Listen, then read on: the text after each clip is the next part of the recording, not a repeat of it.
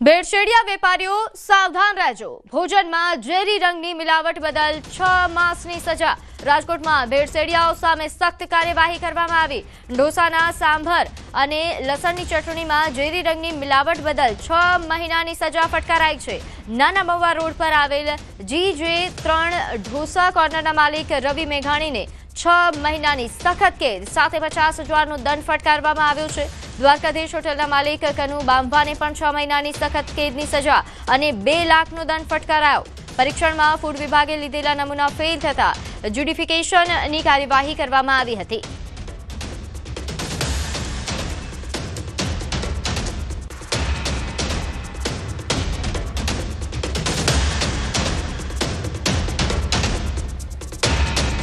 આગળ વાત કરીએ, કેન્દ્રીય ગૃહ અને સહકાર મંત્રી અમિત શાહ ગુજરાતના પ્રવાસે આજથી 2 દિવસ ગુજરાત પ્રવાસે છે।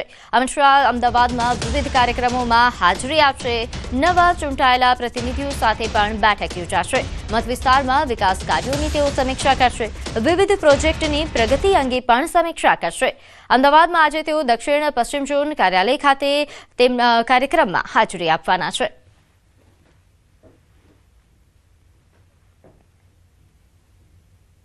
આગળ વાત કરીએ, ડાકોરના સુપ્રસિદ્ધ રણછોડરાય મંદિરમાં મનોરથોના ભાવમાં કરાયેલા 4 ગણા વધારાના વિવાદમાં ભક્તો માટે રાહતના સમાચાર।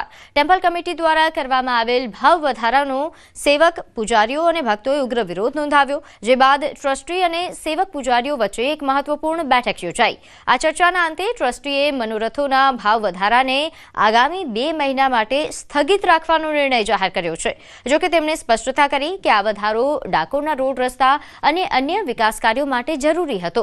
બીજી તરફ સેવક પૂજારી પ્રતિક્રિયા આપતા જણાવ્યું કે ટ્રસ્ટીએ જે 2 મહિનાનો સમય માંગ્યો છે તે દરમિયાન તેઓ પોતાના સૂચનો રજૂ કરશે, પરંતુ જો 2 મહિના પછી પણ આ ભાવ વધારો પાછો ખેંચવામાં નહીં આવે તો તેઓ ભૂખ હડતાળ પર ઉતરવાની ચીમકી ઉચ્ચારી રહ્યા છે।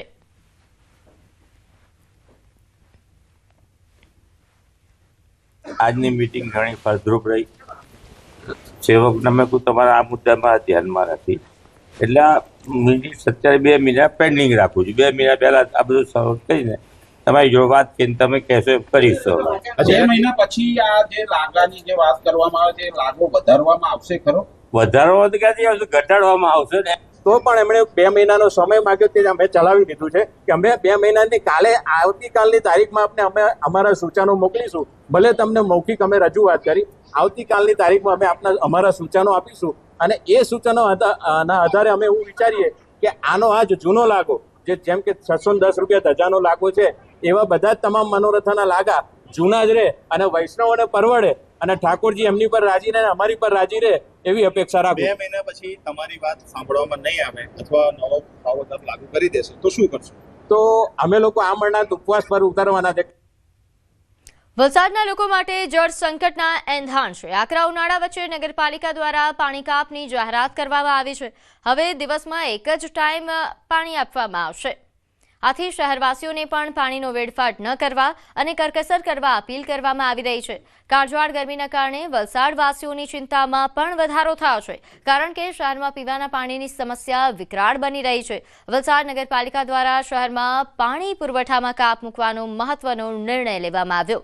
વલસાડ શહેરને પાણી પૂરું પાડતા મુખ્ય સ્ત્રોત એવા વોટર વર્ક્સ ડેમમાં પાણીનું સ્તર નીચું ગયું છે, જેને લઈને વિયરમાં પાણી ઓછું થઈ રહ્યું છે। આ તરફ શહેરને પાણી પૂરું પાડતી નહેરમાં રિપેરિંગની કામગીરીને લઈને રોટેશનમાં ફેરફાર પણ કરવામાં આવ્યો છે અને બીજી બાજુ પાણીની વધતી માંગ સામે આવક ઓછી થતા જળસ્તર નીચે ગયું છે। સમગ્ર બાબતને ધ્યાનમાં રાખીને પાણીની આ ગંભીર પરિસ્થિતિમાં પહોંચી વળવા માટે વલસાડ નગરપાલિકાના તંત્ર દ્વારા શહેરમાં માત્ર એક જ સમય માટે પાણી પુરવઠો પૂરો પાડવા માટેનો નિર્ણય લેવામાં આવ્યો।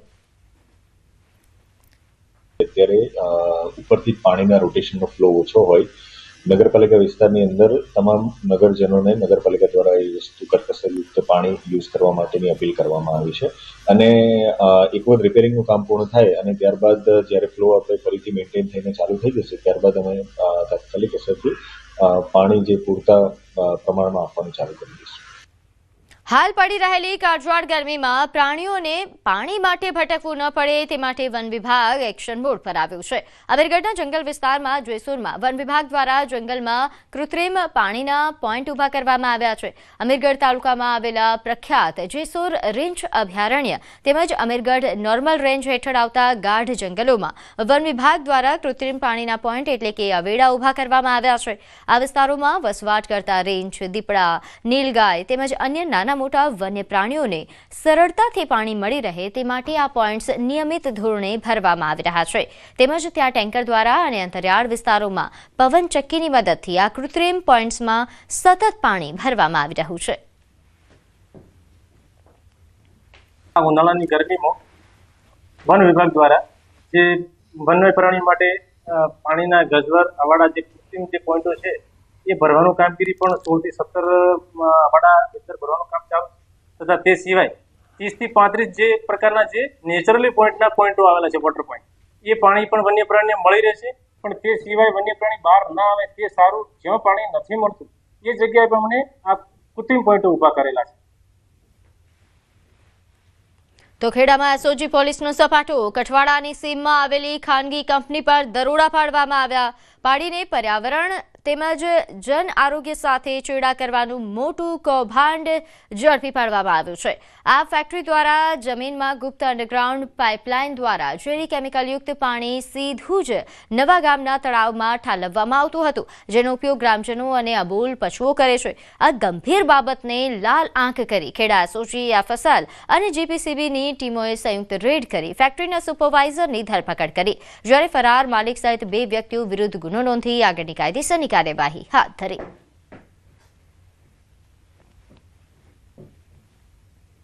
સુરત ક્રાઇમ બ્રાન્ચને 14 વર્ષ બાદ મોટી સફળતા મળી. જૂના હથિયાર કેસનો આરોપી ઝડપાયો. 11 પિસ્તોલ અને 65 કારતૂસ કેસનો મુખ્ય સપ્લાયર મધ્યપ્રદેશથી ઝડપાયો છે. સુરતના જૂના મહત્વપૂર્ણ કેસમાં ખુલાસો થયો. આ તપાસમાં મોટું નેટવર્ક બહાર આવ્યું હતું. મહેસાણાથી 9 પિસ્તોલ અને 58 કારતૂસ મળી આવ્યા હતા. અન્ય આરોપી પાસેથી 1 પિસ્તોલ અને 7 કારતૂસ કબજે કરાયા હતા. મુખ્ય સપ્લાયર આરોપી વારંવાર પોલીસને ચકમો આપી ફરાર થતો રહેતો હતો. બાતમીના આધારે આખરે આરોપીને ઝડપી પાડવામાં આવ્યો.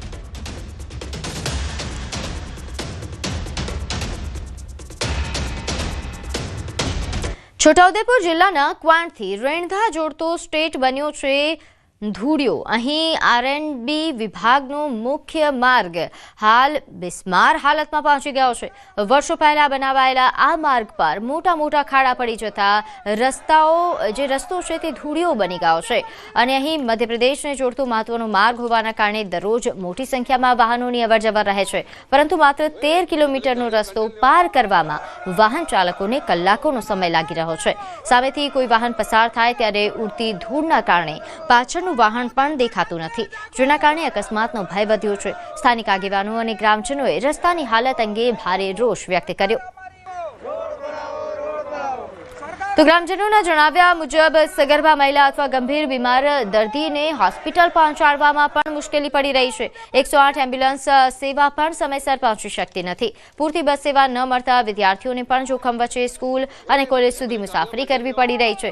વર્ષોથી લોકો દ્વારા તંત્ર અને જનપ્રતિનિધિઓ સમક્ષ રજૂઆતો કરવામાં આવી. આરએનબી વિભાગે માર્ગ માટે 73 કરોડ રૂપિયાની મંજૂરી પણ મળ્યાનો દાવો કર્યો છે. ટૂંક સમયમાં કામગીરી શરૂ કરવાની વાત પણ કરી છે. પરંતુ અગાઉ પણ અનેક વખત માત્ર આશ્વાસન મળતા હવે સ્થાનિકોમાં ભારે રોષ ફાટી નીકળ્યો છે. ગામના સરપંચો અને સ્થાનિકોએ ચીમકી ઉચ્ચારી છે કે ટૂંક સમયમાં કામ શરૂ નહીં થાય તો ગાંધી ચિંધ્યા માર્ગે આંદોલન કરવામાં આવશે. સખતલાથી કવાંટ જતો એમપીનો જોડતો રોડ છે. આ રોડની એટલી બિસ્માર હાલત ખરાબ છે કે રોડ રસ્તો ખબર નહીં પડતો કે આ રોડ છે કે પછી આ ગામડાનો કાચો રસ્તો છે. તો આવી હાલત થઈ ગયેલી છે આ જે રોડ છે એની. અને આવનારી મોસમ છે વરસાદના કારણે છોકરાઓને જવા આવવા માટે વાહનો લટકીને જાય છે અને જાનની જોખમ નાખીને ગાડીઓમાં બેસીને જાય છે. આમાં છે ને બસ રોડના ખરાબથી બસ છે ને આવતી નથી. કારણ કે બસ આવે છે તો બસમાં તો ડેપોમાં લખેલું છે કે બસ માટે રૂટિંગ ચાલુ છે, પણ બસ નહીં આવતી કારણ કે રોડના કારણે જ નથી આવતી. 108 આવે તો એને લઈ જવા માટે બી બહુ તકલીફ પડે છે, કેમ કે પેશન્ટને લઈ જાય એટલે માણસ અકસ્માત બી થઈ શકે છે રસ્તા વચ્ચે. બહુ ખરાબ રોડ છે. આ રોડ જલ્દી બનાવે, ચોમાસું આવતા બહુ ખરાબ રોડ થઈ જશે. આ રજૂઆત અમે છેલ્લા ઘણા 2-3 વર્ષથી રજૂઆત કરેલી છે સરકારશ્રીને કે આ રસ્તો વહેલી તકે બનાવવામાં આવે, પરંતુ અત્યાર સુધી એ કોઈ ધ્યાનમાં લીધેલું નથી અને રસ્તો બનાવવામાં આવેલો નથી. અમને જાણવા મળેલ છે કે સરકારશ્રીએ આ રસ્તો બનાવવા માટે 73 કરોડ રૂપિયા ફાળવેલા છે, પરંતુ એ હજી અમારે એક સપનું સમાન છે. હજુ એના સંદર્ભમાં કોઈ કાર્યવાહી કરેલી નથી. આ રસ્તાનું કામ હાલ ડીટીપી સ્ટેજે છે. એસ્ટિમેટ ટેકનિકલ સેન્કશન થઈ ગયા છે. ડીટીપી મંજૂરી હેઠળ છે. ડીટીપી મંજૂર થયેથી એનું ટેન્ડર પ્રક્રિયા હાથ ધરવામાં આવશે અને જે બી ટેન્ડર પ્રક્રિયા કમ્પ્લીટ થશે એજન્સીને વર્ક ઓર્ડર ઇસ્યુ કરવામાં આવશે અને રસ્તાનું નવીનીકરણ સ્ટ્રેન્થનિંગ કરવામાં આવશે. ભારતની 16મી અને આઝાદી પછીની 8મી જનગણના વર્ષ 2027માં યોજાવા જઈ રહી છે. નોંધ્ય છે કે આ વસ્તી ગણતરીમાં પ્રથમ વખત નાગરિકોને સ્વગણતરી પોર્ટલ પર જનગણનામાં ભાગ લેવાની તક મળશે. નાગરિકો માટે સ્વગણતરીની સુવિધા 17 મેથી 31 મે સુધી ઓફિશિયલ પોર્ટલ પર ઉપલબ્ધ રહેશે, જ્યાં નાગરિકો પોતાની માહિતી સ્વયં નોંધાવી શકશે. ત્યારે બનાસકાંઠા જિલ્લામાં વસ્તી ગણતરી પ્રક્રિયા 2027 અંતર્ગત જિલ્લા કલેક્ટરના અધ્યક્ષસ્થાને પાલનપુર સ્થિત કલેક્ટર કચેરી ખાતે ઉચ્ચ અધિકારીઓ સાથે મહત્વપૂર્ણ બેઠક યોજાઈ. બેઠક દરમિયાન વસ્તી ગણતરીની કામગીરીને સુચારુ અને અસરકારક રીતે અમલમાં મૂકવા માટે જરૂરી માર્ગદર્શન અને ચર્ચા કરવામાં આવી હતી. જિલ્લાના કલેક્ટર મિહિર પટેલે નાગરિકોને આ સુવિધાનો લાભ લઈ રાષ્ટ્રીય કાર્યમાં સહભાગી બનવા માટે અપીલ કરી છે. સ્વગણતરી પૂર્ણ થયા બાદ મળનાર 11 આંકડાનો આઈડી સાચવી રાખવું એ ફરજિયાત રહેશે, કારણ કે 1 જૂનથી કર્મચારીઓ ઘરે ઘરે જઈને માહિતી એકત્રિત કરવાની કામગીરી શરૂ કરશે. 17 મેથી 31મી મે સુધી અને બીજો જે તબક્કો છે એ 1 જૂનથી 30 જૂન સુધી ચાલનાર છે.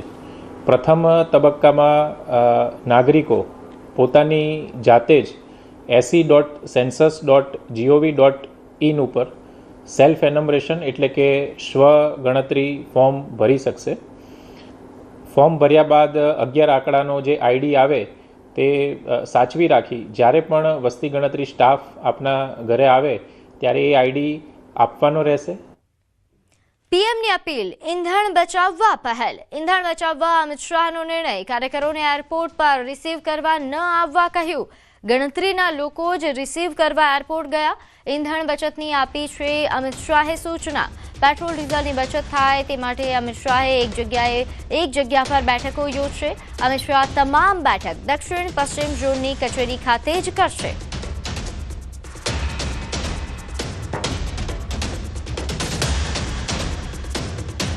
સમાચારો